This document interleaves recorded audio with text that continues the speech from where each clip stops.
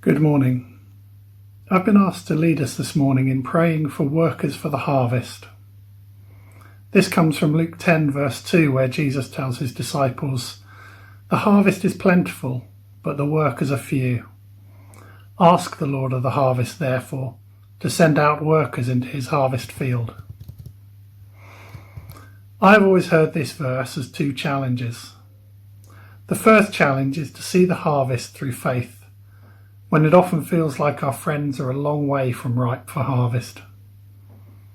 But this is a challenge I believe we do need to face up to. Certainly around the world, there are huge numbers turning to faith in Jesus, especially in Asia, and we should pray for these churches. But what about here? In the UK, churches are declining, and more people reject the nominal Christianity they might have previously identified with. But at the same time, more and more are searching for meaning in a culture that has no satisfying answers for life's big questions. Tired of trying to create their own identity and meaning, finding it hollow and unsatisfying, people are increasingly open to and searching for spiritual experience. The harvest is plentiful, but it might not look how we were expecting.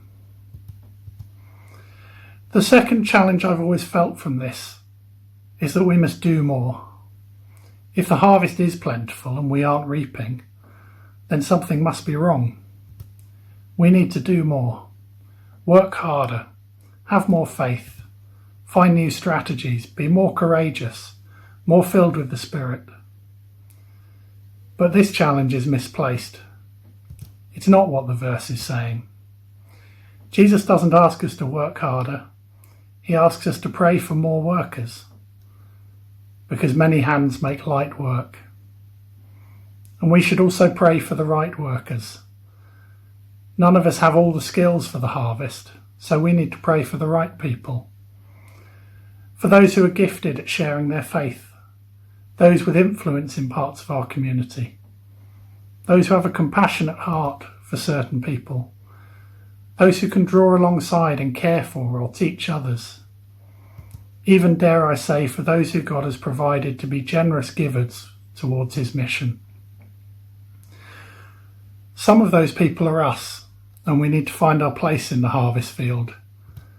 But Jesus also calls upon us to pray for workers. They might be people moving to our church, or they might be those Jesus calls from amongst the harvest. But this morning, let's pray for workers for the harvest in Chipping Norton and the surrounding area.